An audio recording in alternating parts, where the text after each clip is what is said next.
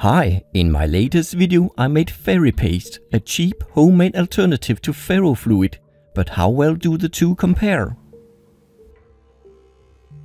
In this video I'll do some experiments with them and even set them on fire, just to see how they compare.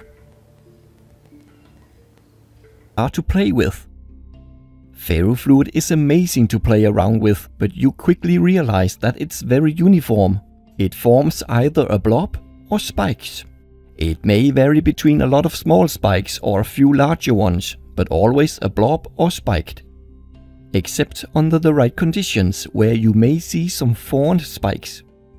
Fairy paste is a better shapeshifter. It can form spikes, cell walls, plates, ridges, etc.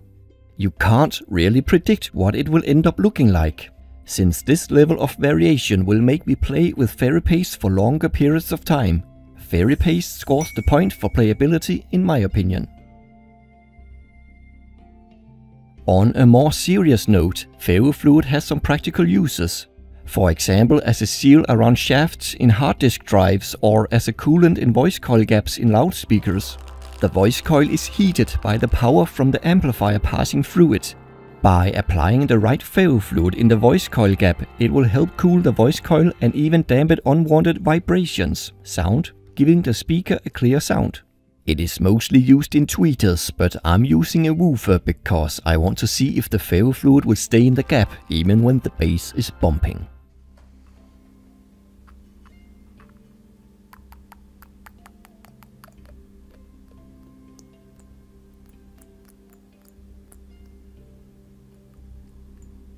The ferrofluid I have is not for loudspeakers. It will evaporate over time and gum up in the gap, especially when heated by the voice coil. It may even catch fire at full volume during a party. It also has very low viscosity, so it may splatter all over the place. Let's see.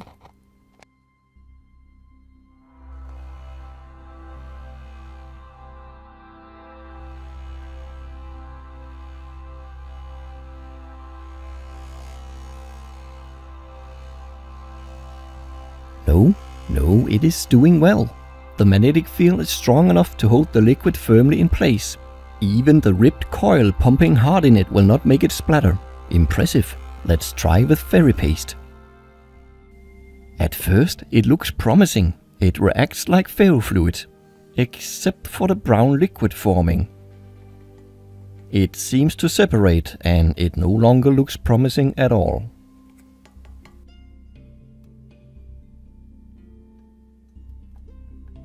When I assembled the speaker for test again, there was a clear problem. The cone wasn't springy anymore. The separated magnetite was locking the coil in any position I pressed it down to. Nevertheless, I tried playing some music on it. There's still no splatter. However, it clearly wasn't working well. No matter the polarity when hooked up to the amplifier, the coil would always sink down and stay low. I tried taking the cone off and test in free air with a separate magnet, but it only got worse.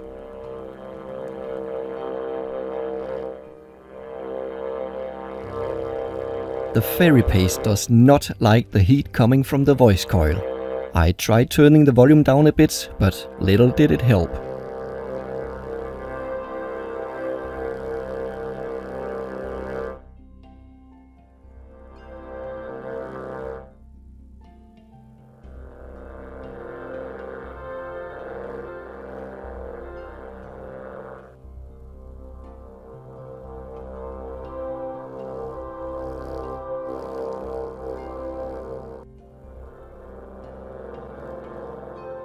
Well, that's the weirdest clip you'll see from me for a while. Oh god, that smells. Obviously, ferrofluid wins here. It has some unique practical uses that fairy paste simply can't match. The next test will be how well they can detect tiny magnetic fields. I have shown earlier how ferrofluid will visualize the magnetic stripe on a credit card. Here's another obsolete credit card. The trick is to get a thin layer. And there you go. Ferrofluid easily shows the two magnetic stripes on this card. Fairy paste, on the other hand, is too thick and granular to show such small details. I tested ferrofluid on a low-capacity hard disk drive too, but didn't see anything. On a VHS tape, it shows the pulse control track at the lower edge of the magnetic tape. I didn't see the analog video and audio tracks. The smallest tracks I saw with ferrofluid were on a good old floppy disk.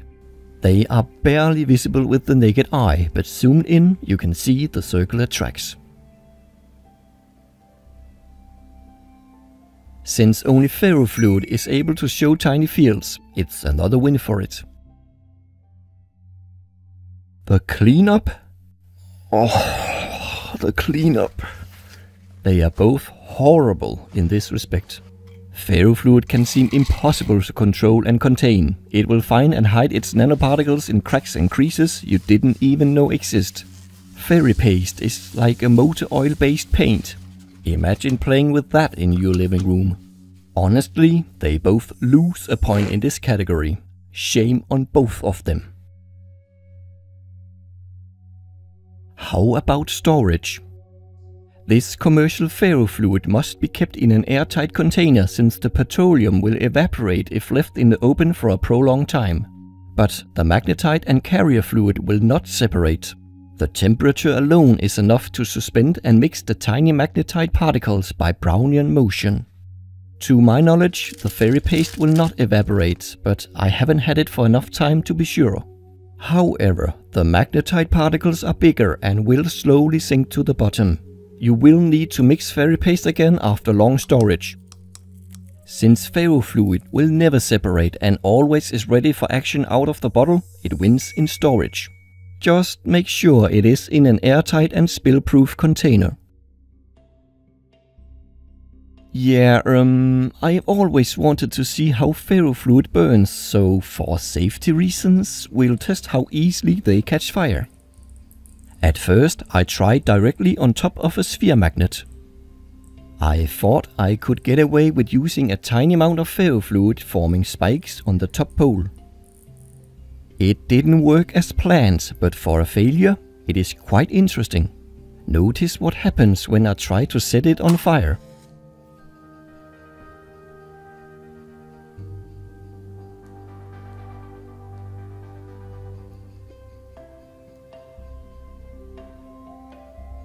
There seems to be some form of convection.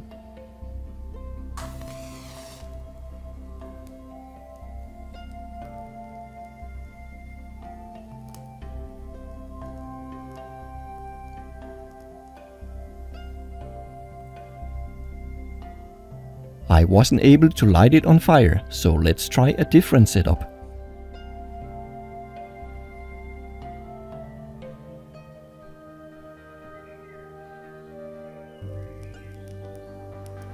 For something flammable, I was expecting a bigger blaze. Have some patience, I will not give up.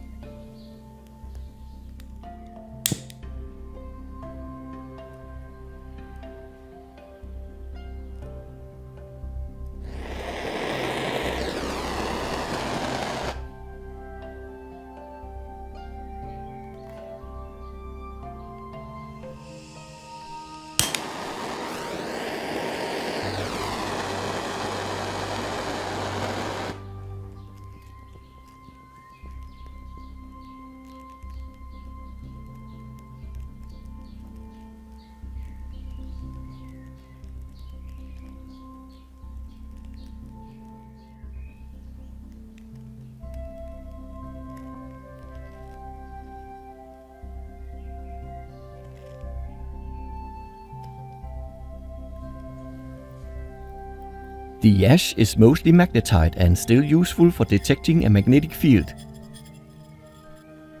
Fairy paste should be even more difficult to ignite based on the flash points. But with higher spikes and without convection, I may be able to ignite it.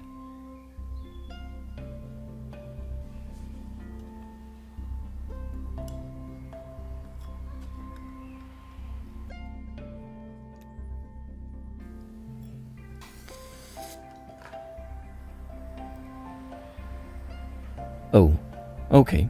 It just lights up like a candle.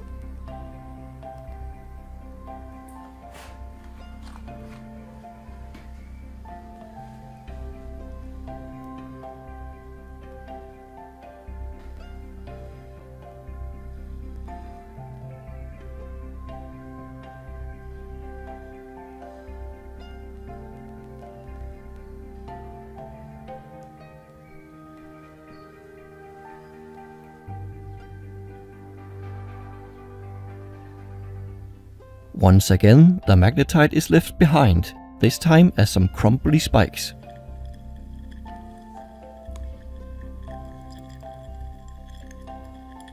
Don't use any of these near a candle or your smoking uncle, but ferrofluid seems to be the hardest to ignite in small quantities and wins the point. Last but not least, the price is an easy win for the fairy paste. It is around 30 times as cheap. The bottle of ferrofluid donated by supermagneter.com is worth over 400 euros, while I made 1 kilogram of fairy paste for around 150 Danish kroner, equal to around 20 euros. Fairy paste takes the last point, and it's time for my conclusion. In the 7 categories I have chosen, ferrofluid is a safe winner on points, 3-1. Still, price and playability may matter the most, so fairy paste isn't a total loser. I'll place links in all the usual places to the video about how to make it. Thanks for watching.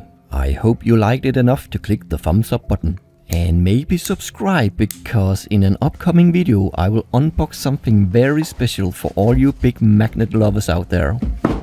There's a new monster in my house.